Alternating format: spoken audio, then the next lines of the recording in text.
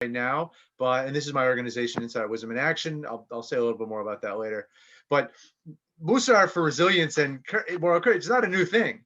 Like we have known, our people, our Jewish people have known adversity for a very, very long time, and destruction of the Second Temple, the Romans taking the menorah out, related to, it's just a Hanukkah theme right now. It's actually not exactly the same, but we've been through a lot of adversity.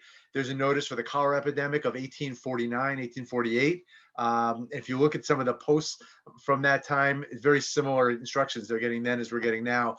And my point is that Jewish wisdom for dealing with resilience has come about through many, many years, thousands of years of adversity. So we have really time-tested tools for being at a time like this. And the question is, there's a gap. There's a gap between the way we would like to behave in the world and what we see as our highest values and how we actually live in the world. So how do we live our values in times of crisis and not sink back into desperation, into fear based ways of behaving? And so a foundational piece of Mussar is that the deep reality of the universe is connection, that we are connected one to another. We're connected to the earth. We're connected to plant life and animals. Connection is the deep reality of the universe. But we don't always act that way. It doesn't always seem that way. And Rabbi Shlomo Wolbe, one of the great Mussar teachers of the last generation, points out that the word for cruelty in Hebrew is achzar, achzariyut. And one of our medieval commentators points out the root of that word, achzar, is kit zar, like a stranger. So when we estrange from each other, when we alienate from each other or get alienated from ourselves or from God or from the world, that's where cruelty can come in. Mussar is the Jewish discipline that helps us remember that we're not strangers. There's no such thing as strangers in this world. We are all deeply connected and connected to ourselves, God, and other. So Mussar, the word is ethics and instruction. The term I like that comes from Surmira Ba'aset Tov, turn oneself in the direction you want to go, from evil to goodness, from Psalm 34. So Mussar is the discipline about turning yourself in the direction that you want your life to go. It's as old as the Bible, goes back to Leviticus, go back to Deuteronomy, Pirkei Avot, other sources 2,000, 2,500, 3,000 years ago, about right living, of how do you live a good life, love your neighbor as yourself, who's wise, one who learns from all people, all these really great ideas we know, but we don't actually get instruction how to live that way. Like, how do you love your neighbor as yourself? How do you not seek honor? What are the methods that we can do? Our Bible and our rabbis don't give us so much instruction. We have to wait until about the year 1,000 years ago, out of Spain, you start getting a literature being developed called Moosar Literature that is really meditations, practices, guides for how do you develop humility and trust in God and faith and all these different things. So this 1,000-year genre goes from the time of Maimonides and even earlier, all the way to every corner of the Jewish world, through North Africa, Asia, Europe, all over the Jewish world. In the 19th century, you have the development of what was called the Mussar movement. You had Rabbi Israel Salanter, who's pictured here on the left. He saw the Enlightenment coming from Western Europe to East, and he knew that most people are practicing their Judaism in a very conformist way. It's just what everyone's doing. And he realized that as modernity, with beautiful principles of equality and ethics and all these things, was coming, he knew people weren't going to be able to hold on to their Judaism unless it was really in their hearts and deep inside. And he looked to Mussar, this long tradition, as a way of taking what we know in the head and bringing it into the heart. And the Mussar masters, I think Rabbi Salanter, I can't remember exactly who he said it, said the farthest distance in the world is the head to the heart, that we have to make that connection. And so he developed a whole movement that was based on this 1,000-year genre of literature. It had particular chanting practices to it.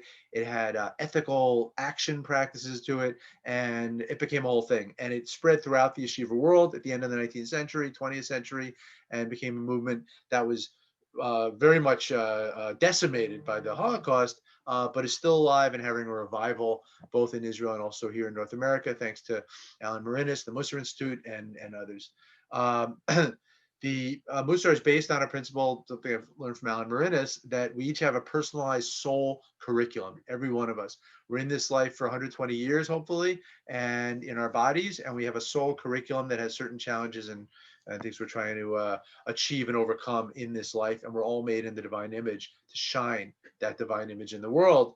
And Mussar understands, I'll deal with that. Mussar understands that we live our soul curriculums through our soul traits, through our traits like patience and trust and love and courage and all these things. And there's a beautiful analogy I heard from one of my teachers, Rabbi David Lappin, that he says that we can understand the soul traits in terms of, think of an airplane and you have a pilot for that airplane. And that pilot wants to tell how high or low the plane is flying. The pilot's going to look at the altimeter and see, oh, I'm at 10,000 feet. Similarly, we as humans have our instruments that tell us where we are. We have our physical bodies, aches and pains you might be having. We have our emotions, our moods. We have our relationship with our friends and spouses and colleagues and children. And we have our spirituality, our relationship to God and to Torah. And those are all giving us information, how we're doing. So just like the pilot wants to turn the plane down, is not going to press the altimeter because that's just an instrument. The pilot has to find the control.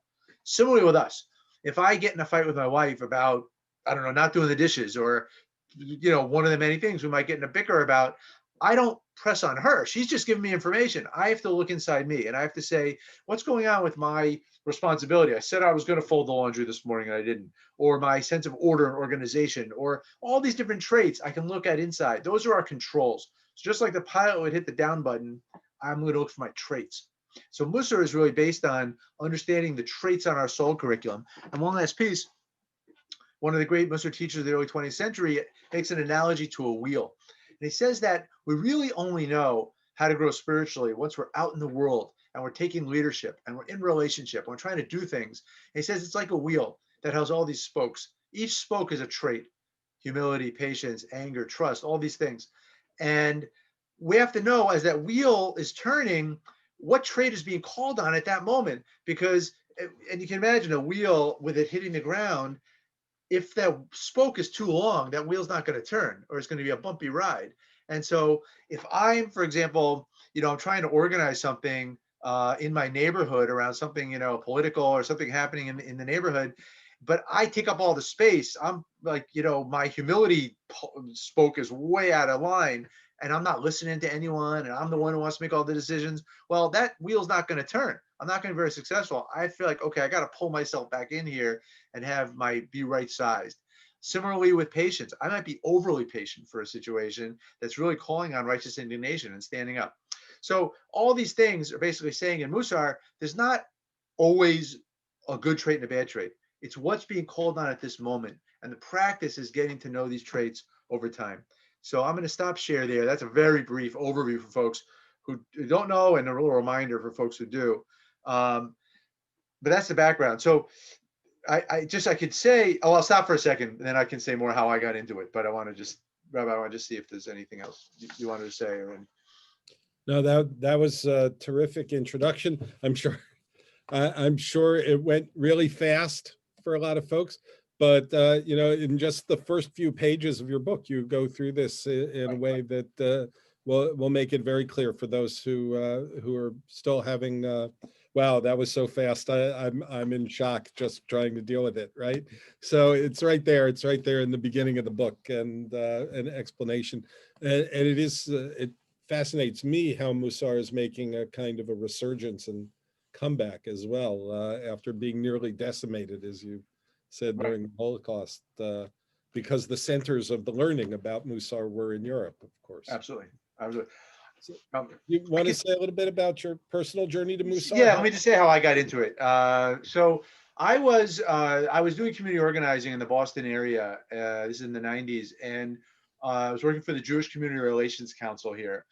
And we had just created a interfaith organizing group that is from the Industrial Areas Foundation, which I know you're familiar with in Chicago area. We're called Greater Boston Interfaith.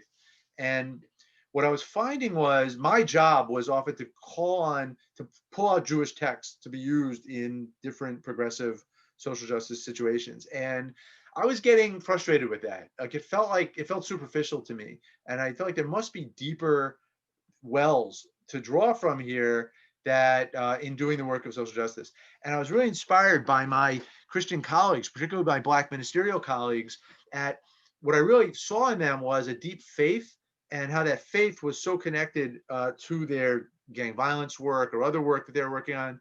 And I realized, I know, Judaism's different. We're not just a religion, we're also a people. And so it's not, faith is not the central thing in the same way. But I still felt like we could do better and we could go deeper. And that led me, to make the story short, led me to do a deep dive into Torah and go to Jerusalem. And I went and studied in yeshiva. And within 2 months in the yeshiva, I was exposed to Mussar. What happened was, this is a very traditional yeshiva, 12 hours a day of Talmud study, and then 3 more hours of Jewish law study. And the guys came to the heads of yeshiva and said, this is great, but I'm studying what happens when an ox gores a cow and how much you have to pay if this happened, that happened. It doesn't feel so spiritual. Can we have some more spirituality here? And they said, okay, we'll give you 10 minutes of Mussar in the morning. So, right, that was our reaction. So they said 9 a.m. to 9:10, before going to the study hall, come to the rabbi's office, and each class sat with the rabbi, and the rabbi taught Mussar for 10 minutes. And we thought that was ridiculous at the beginning, because that's 10 minutes out of 15 hours, but it worked. And by, I would say, like 3 weeks into this, we were studying a source. It's funny, it was actually a Hasidic source, but a very Mussar kind of Hasidic source that was talking about developing trust, I think is what it was. And I remember just it hitting me. I had an epiphany of like, oh my God, the rabbis in this tradition wants me and us to develop our trust and our courage and our hope and our patience and all these things that I want to develop myself. There's thousands of years of Jewish wisdom about how to do this. That was so exciting to me that became a focus. I really got into it after that, and made Mussar a practice. So that was it. And then when I was teaching in the high school about 7 years later, after I got my ordination, I was teaching Mussar, and the parents heard about it from their kids and asked me if I would teach them. And that basically led to what I do now. That's great. And it's interesting. It seems to me I've heard legislators use the phrase tikkun olam. Republicans, Democrats, it doesn't matter, right? And I think that speaks to a little what you're talking about is, if we just, tikkun olam just scratches the surface, and anybody can use it any way they want, Yeah. right? And, so Mussar lets you get deeper into these ideas. Exactly. So I wanted to ask you about some things about the book. It's a lovely book, and it's one of the things that I think I like about it so much is just how open and honest you are about yourself and your own life, and that you're not afraid to sort of bring up sort of personal foibles. I mean, you've even done it on our call already today, talking about not doing the dishes or whatever. But it strikes me that that's so different than the way America is sort of organized, right? I mean, when you write a self-help book, which on some level that you could find this on those shelves, right? It's the expert telling everybody how they're supposed to do it, and I think you very much don't do that. I mean, it exploring these things. I want to ask about your process in getting to that, being able to do that. Was it difficult to write about your own mistakes and foibles in that way? Maybe I stop there for a minute and then I'll. Yeah, it's a really good question. I wrote this book. I was already in my 40s, I think. Like I already, it's kind of ripened.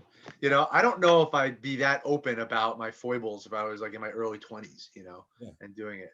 So I think it's just, I have a lot of life experience, you suffer and thank God I have not had a hard life in that way, but things happen. And then I think you just see how not perfect you are, and I think you, I think if you're honest about life, you got to see, wow, I'm really not perfect. But that comes with time. And Mussar, really, it's we're trying to achieve shlemut. Shlemut means perfection in a way, but it really understands that none of us are perfect. None of us are perfect. None of us are ever going to be perfect in this life. That's not for this world, but we move towards something.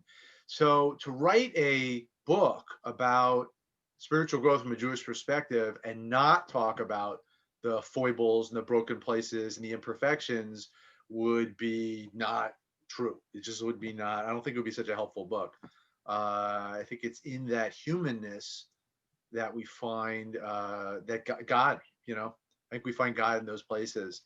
So it has to be there. And I have to say, in my teaching, probably the thing I get the most positive feedback about is that I do that, and that I'm really open with my classes and my people who are in my VODs, my Mussar fellowships. I talk about my own journey, and it's very human. It makes it very human for people. That's great. Yeah, that kind of anticipated the second part of what I was thinking about. Is sort of what are the repercussions that come from revealing yourself in that way? I mean, they've been mostly positive for you, it sounds. Yeah, it's been mostly. I'm trying to think if there's been a negative one. It's been mostly positive. I think it helps. I just This is like I'm feeling moved talking to you. I'm not sure why it's coming up, but like this is about spiritual growth. This is like real. This is about really being in relationship with God as we understand God, with our souls as we understand our souls. And so there's no room for BS. It's like real. And so if you're going to be real, you have to talk about where things don't work. And so I think, given that that's what this spiritual growth path is about, and people are attracted to it, want to be real, there's a appreciation of the authenticity that I bring to it. I'm trying to think, like the only time I got a negative reaction, I don't know if this was to sharing a foible. It was in my book talk, actually, my opening book launch talk, exactly 4 years ago. And I was talking about the practices around really trying to stay connected to the other in conflict situations, and giving some experiences of that for myself. And the person really wanted to hear, in the audience, they wanted to hear more fighting. Like they were more in a defensive stance, and they wanted to hear something that wasn't as vulnerable. Yeah. That was like the one time I've had an experience like that. Yeah, it's interesting because I think it's sort of quietly countercultural, and we often think of counterculture, right? I mean, it's got to be protest signs and Right. that kind of stuff, but there's just the revelation of the self in America is already just countercultural, right? We're so conditioned to protect ourselves all the time. Right? I know. It's tough. It's tough. It's very tough. Yeah. And to switch gears a little, I mean, we have a group in the congregation that's been studying this. They've gone through Alan Marinis's Everyday Holiness book and enjoyed that so much that the group is continuing. Right. And so we have some folks who are getting involved in this, and of course, folks like Judith who are getting involved in lots of ways in the organizations out there. I'm wondering what you might suggest for people who are getting started on this path. Yeah. Well, it's a good time to get started on this path. I'll say that. There's a lot of resources out there. I think Alan's book is the best English language Mussar book that's out there. Everyday Holiness. So you could just start reading that. But as you probably are picking up already, Mussar is a practice. It's a practice. So you can't just read a book of Mussar and that's it. You have to really be, and it works best with a group. So I would say to someone who's interested, curious, starting out, I would say pick up, again, I'd say Everyday Holiness is probably your best bet, and read the introduction to that book. If you're a kind of person who has a social justice bent to you and that is really alive for you, I'd say my book also, and look at my introduction as well. And then I would say get yourself into a group. They're key. Again, I don't know if the shul, if the synagogue is going to be doing anything for first people just coming in. That's your best thing. There's a lot of online resource right now. Yep, there's another resource there by Barry's book he edited on it's Mussar on the Parsha is really great. What Alan's book will do and my book will do will more take you through like how Mussar works and the different steps in it. But that Torah commentary book's really good. And then I would say find a group. Get yourself into a group. My organization is doing we're doing 6-week or 6-session online groups now. Mussar Institute I know has a lot of resource. And again, but best thing would be Rabbi, with your community, if you're doing something for beginners there. But you got group is really the way to really grow in Mussar. Can you speak about that a little more? You mentioned the idea of it being a practice, and I know folks in our community are certainly they understand. Some of them have a meditative practice, some of them have a yoga practice, things like that. But can you speak about it in Jewish terms for a few minutes? Sure. Well, Jewish terms will take off. We call it avoda. So avoda, which is the word for work. That's a great question. I'll come to that question later. So avoda is work, but also means service, spiritual service. And so I call what I do is avoda, which is it's a spiritual service, spiritual practice, or panimiyut, which is means inner, the inner life, building the inner world is what we call this. And I've heard this from Alan Riddis and some others, that to take what we know in the head, like you have an idea, right? So there's an idea, love your neighbor as yourself. That's an idea. To get into the heart, so you're really feeling it, takes the hand, which is practice. Practice is the language of the heart.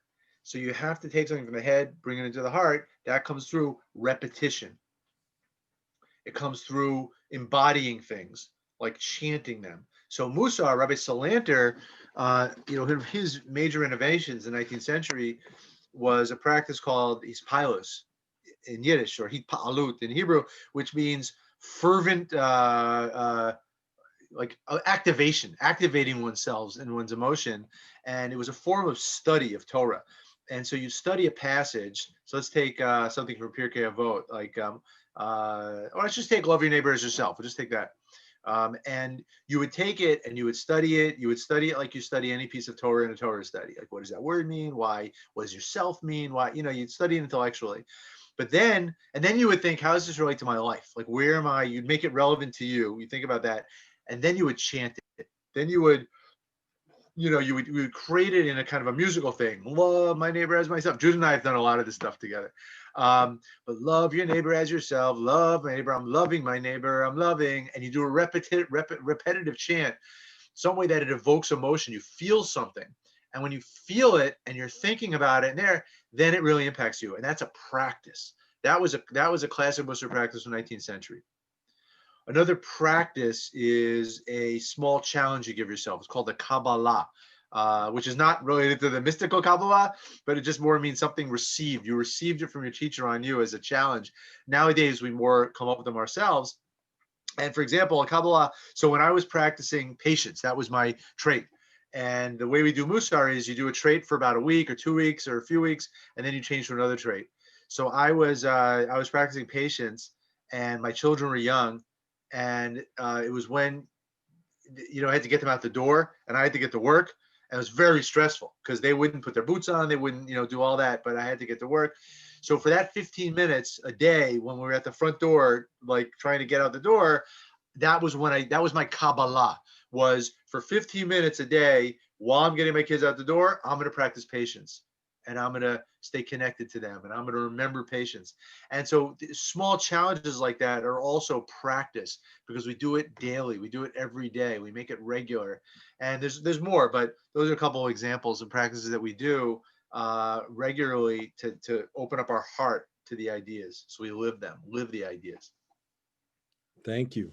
That's, it strikes me that the example you gave of love your neighbor, I mean, it relates back to something in your slideshow about the stranger, yeah. Right?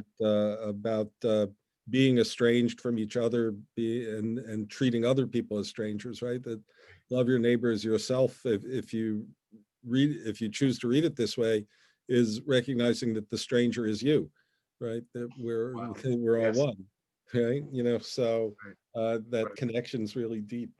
So I've got a couple of questions, and then I know we've got some questions in the chat already, and we'll give some room for folks to ask those too in a couple of minutes. But the other part of the book is changing the world, right? So from the inside out. So I just wanted to wonder if you could give us an example of how changing yourself and changing the world come together. You can use one from the book if you like, or another if you've got it. Yeah, I was thinking about one I've been using recently. Actually, I could Yeah. share. It draws in something in the book.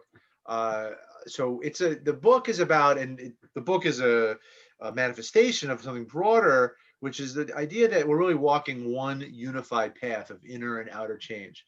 Like, these are not separate realms. They seem like separate realms, but really it's like all one continuum. And the path of our soul and our inner growth, because of a sense of understanding of fractals, how one small part is part of the bigger thing, that's going to have a big impact on what happens outside. And what happens outside in around, you know, our housing situation or our political situation or our healthcare situation is going to have an impact on what happens in our souls. And so the book is a exploration of that hypothesis and that idea. So for example, one example is one I've been using over the election season. I haven't been involved so much in this recent piece, but in the presidential election, um, there's a practice. It's in the Untitled chapter, the chapter about forbearance, chapter 7, I think, and it's based on the mystical Mussar teaching from Rabbi Mosheh Cordovero from 16th century Sfat about the idea that God's love and life force is constantly coming to the world, and that's the only reason we're here and we're able to talk to each other and be here and exist, is because this life force constantly flows into the world. It's called Shefa, the abundance of the life force. And at any point, God could just turn the faucet off, but God chooses not to, because God is a patient, loving God. And so the Rabbi Cordovera says, so same for us. We need to develop this trait of patience to keep our goodness flowing to people despite being insulted, despite how we may feel like cutting off from them or turning our love off. But he says, just like God, we should really keep our goodness flowing. So the practice is this focus phrase practice I mentioned before, the chanting, although this is a milder version of it, but it's taking a phrase, I will keep my goodness flowing to you, and then applying it in a difficult situation. So I used that when I was phone banking over the election period, where I was, before I get on and before I make a call, I think I keep my goodness flowing to you. I keep my goodness flowing to you, to the person I was calling, and then I have the call.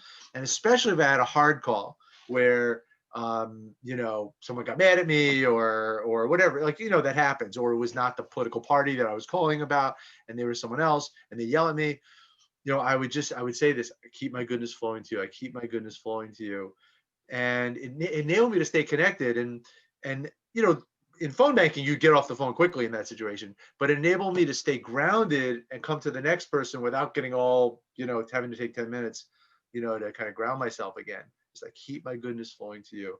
So that's a practice. I know a lot of people tried that, it's one that works on developing our own Salvanu patience, but it also enables an action in the world to go well. Lovely. That quote from Mosheh Cordovero is from the Palm Tree of Deborah. That's right. Which anticipates one of the questions that I saw pop up in the chat, which is about connecting Mussar and Kabbalah. So some of you have studied over the years the Palm Tree of Deborah with me a little bit, particularly the first chapter. So that we're making that connection a little bit there. So I did wanted to ask you about as we were corresponding a little bit this week. So if you were going to write an addendum, are there some things that have happened since 2016 that you'd like to wish you could have put in the book, but couldn't anticipate the future, or that would be an addition that you'd like to add now? So is there something personal or political that you'd like to add? Yeah, I was thinking about that question as you wrote it. There's like small things, like I refer to Donald Trump as a real estate developer in New York. So I have to make a change to that. There's there's a couple of things that I figured out over the ensuing 4 years. So, I published the book. I was working on it for 5 years or 4 years. It was building on teaching I've been doing for a decade. Then published it, and then it was good. I mean, the reception was very good, but also found that I talked to people. It just happened to me 20 minutes ago before I got on this call. Someone in the street here in my town said to me, "Hey, I just got your book. It's on my pile." And like that would happen a lot. Like I had my book, it's on my night table with the 8 other books that are on my night Yeah. table. And so I was kind of realizing that I needed to teach this book. If I really wanted the teachings to get out there, I had to teach it. And you've done that and your community has done that. And that's my dream, really, that people would really learn it. So then we set up Inside Out Wisdom in Action, the project to teach it. And that's what we've been doing. So I've learned a lot over this process.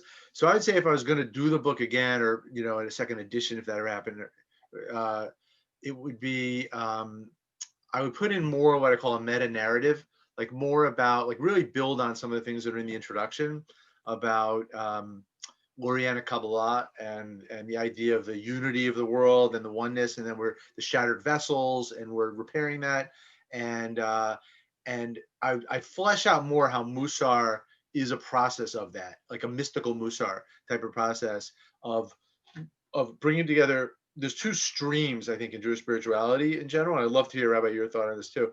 One is dveikut, which is clinging, closeness, intimacy, spiritual intimacy with God.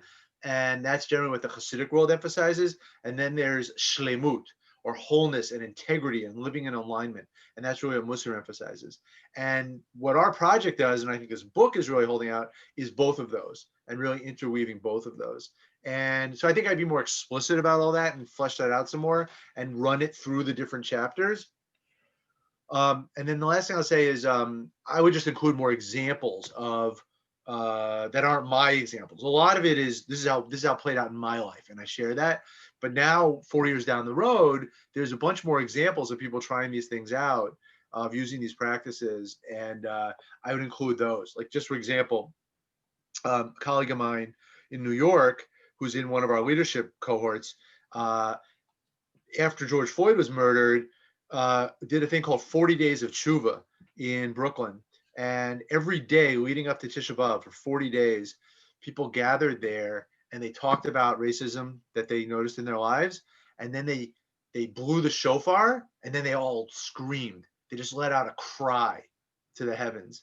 And then they all made one commitment that next day, what was an anti-racist activity they were going to do that next day.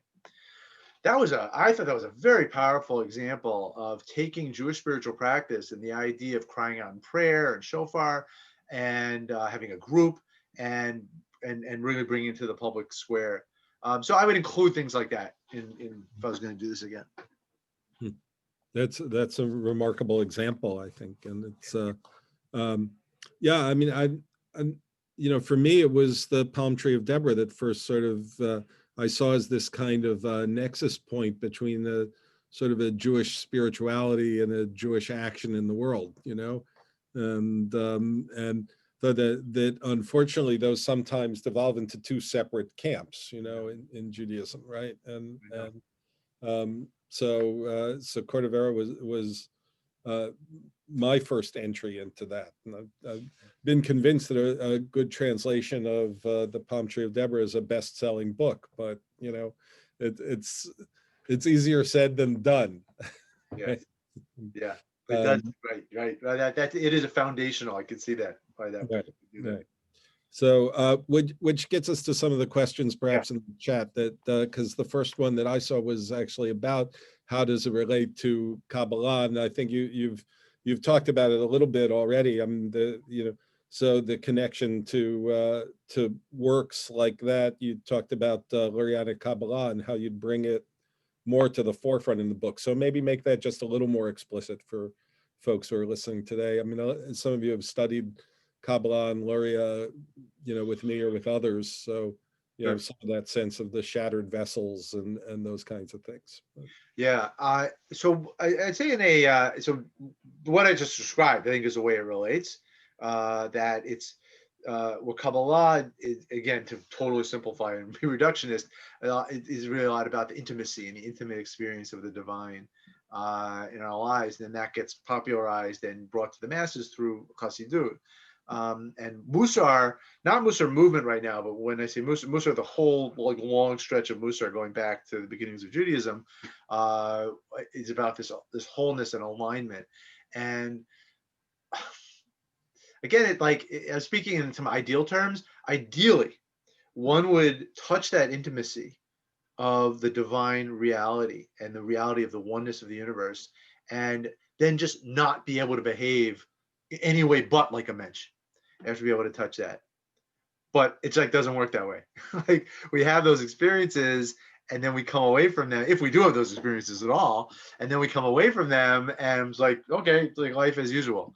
So where I think Mussar really plays an important role is by actualizing what does it mean to live in a world that is unified and connected.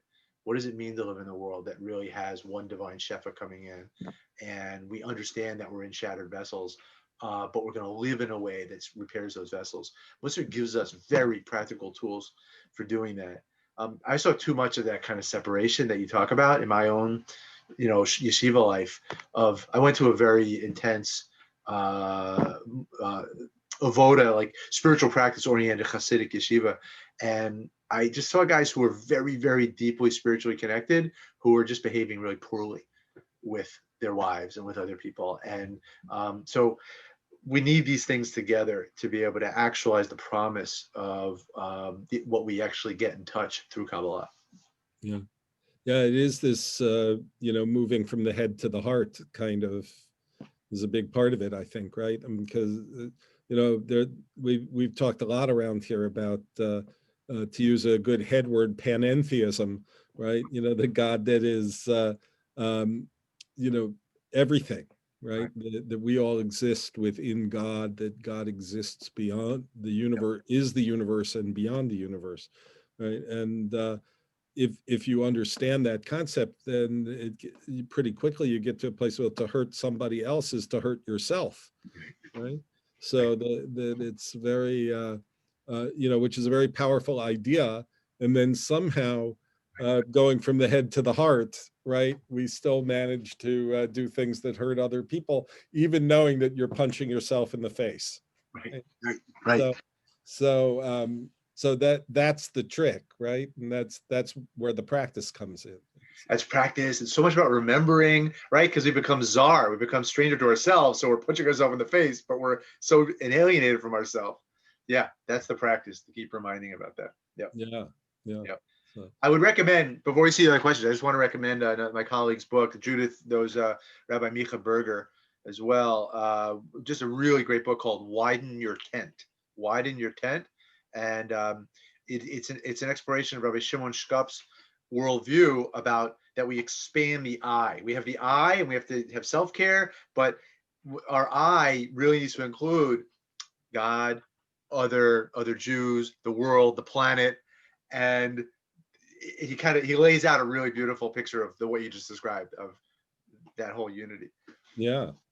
I mean, so when it comes to the environment or it comes to other people, right? I mean, every part of this, is as you said right from the start, it's all interconnected. So it and more than that, so it's all one.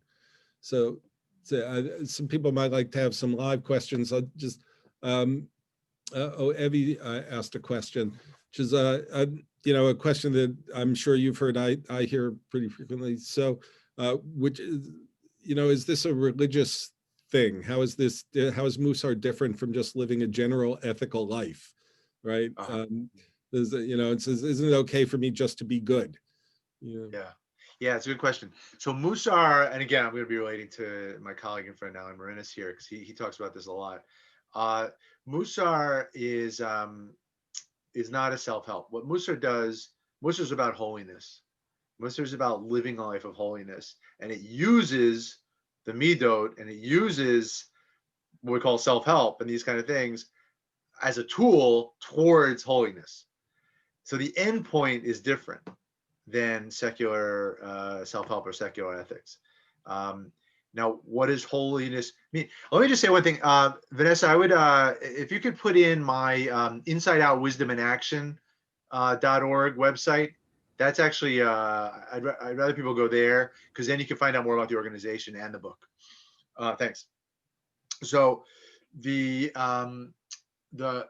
like holiness, and Rabbi Shkup in this, what I just referred to, he defines holiness as the inner desire and the ability to help others, to benefit others, is holiness.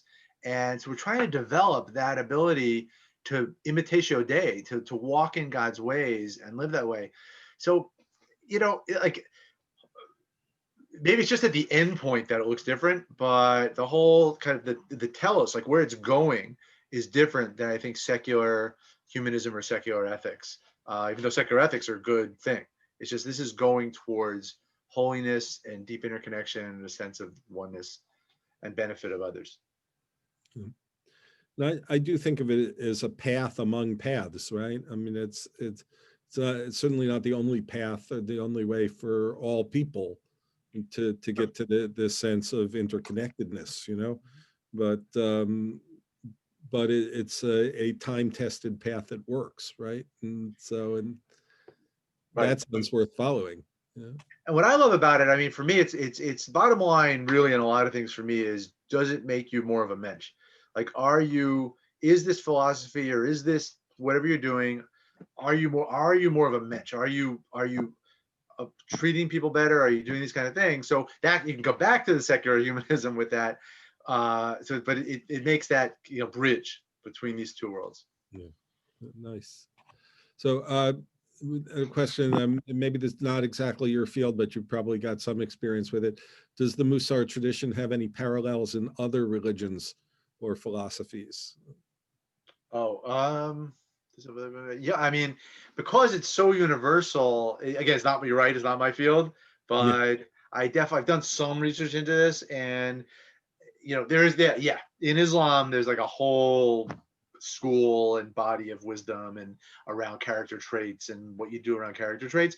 And Mussar, really, the Moosar literature and genre really grew out of a Sufi Jewish dialogue in the 10th and 11th centuries in Spain, North Africa. So, so definitely in Islam, certainly in Christianity, in the Jesuits have a number of practices.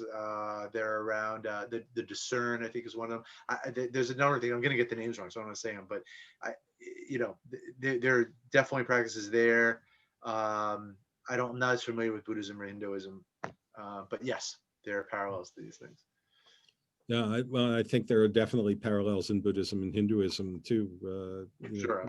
Whatever the names are, I'm not sure, but I think for the Buddhists, folks like the Dalai Lama would call everything they do a practice anyway, right? I mean, it's all a part of recognizing the illusion of our separateness. Right. Yeah, there's the noble truths, and Thich Nhat Hanh has taken the noble truths and made it more social. Like, so it relates to some of the work I'm trying to do in my book. It's so yes, there's definitely parallels. Yeah. And say we've been getting questions out of the chat, but if there are folks there who would like to actually ask a question, you can raise your hand so Vanessa knows. We've got a few more minutes, and so I don't want people to leave without getting to ask their questions. I did want to, Judith just texted me or chatted me. I did also want to mention Benjamin Franklin. That is a really interesting history of Benjamin Franklin and Mussar, where in Benjamin Franklin's autobiography, he talks about a whole system he set up for himself of tracking his traits, 13 different character traits. And he would track them every week and then throughout the year in a little table he had in a journal. And a very similar system shows up in the Jewish world about 80 years later, 70 years later in Eastern Europe. And then that gets adapted by the Mussar world. And Rabbi Yisrael Salanter picks it up 40 years later in the 1850s and publishes it, makes it really popular, called Cheshbon HaNefesh, or soul accounting. And we have roots and traces to that, to Benjamin Franklin. So that's a really interesting, cross-cultural piece as well. Yeah.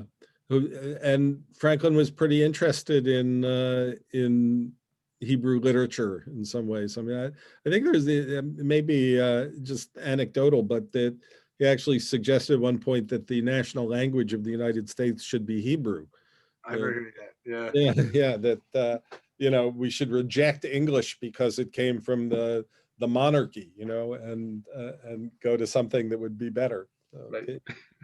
That would have helped Eliezer Ben Yehuda out. Yeah, it's an amazing thing. So Right. And people are mentioning of Vipassana and metta meditations or loving kindness meditations, right? So yeah. right. Would a loving kindness meditation would be one aspect of a practice, right? I mean, it's sort of one of the midot, isn't it? Yep. Chesed. Yep. Yeah, Chesed or generosity. Yep. yeah.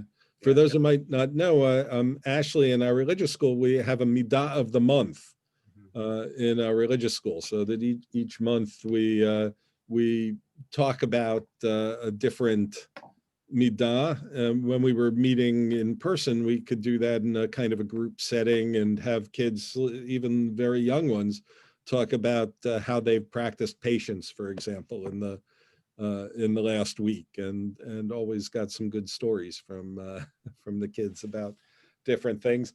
Some of the language is hard, it just finding a good translation that works for little kids sometimes on some of these is hard just to get to, but we've had some really good experience doing that. So Great. Could you tell me, I've heard the word midat several times. Could you tell me what that is? Sure. Amida, yeah. It's a character trait. Thank you. And in Hebrew, it means a measure of something. So like you have a measure of patience and a measure of trust and a measure of courage. But it means a character trait, or what we call soul trait. Thank you. You're welcome. you talk in the book about traits being on a kind of a spectrum too. It's Yeah. it's not to be patient in every circumstance in a certain sense, right? There's a place for righteous indignation and stuff. So we want to talk about that a little bit more. How do you know how much patience to bring to a situation? Right.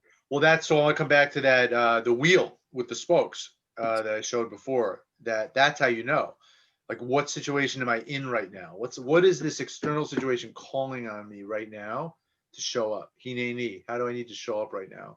And that tells you what's going to be right patience or not right patience. And we tend to make mistakes more in the direction of our strengths than in our weaknesses.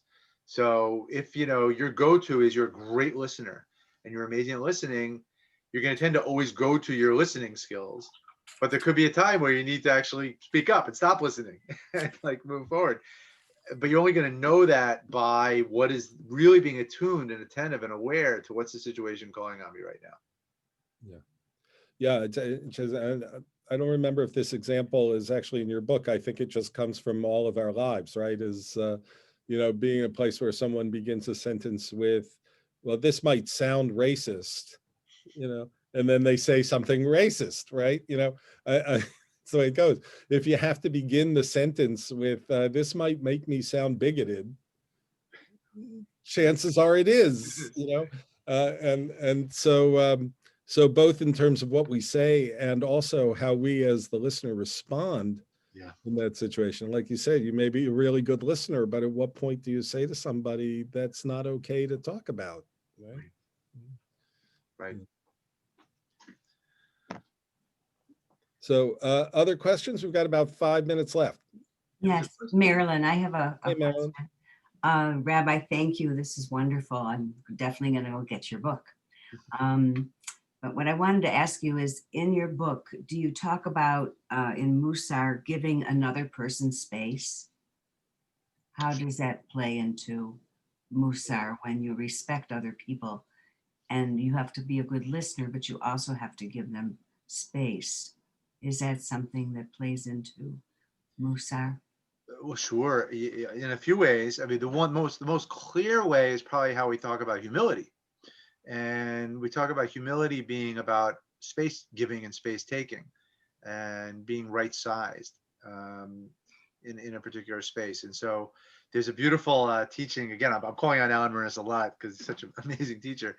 There's a beautiful teaching he has about about a little piece in the Gemara that says that a person who has a set place in synagogue, like a makom kavod. I don't know if you use that term in your place, but a set place in synagogue, a set seat. That's my regular seat.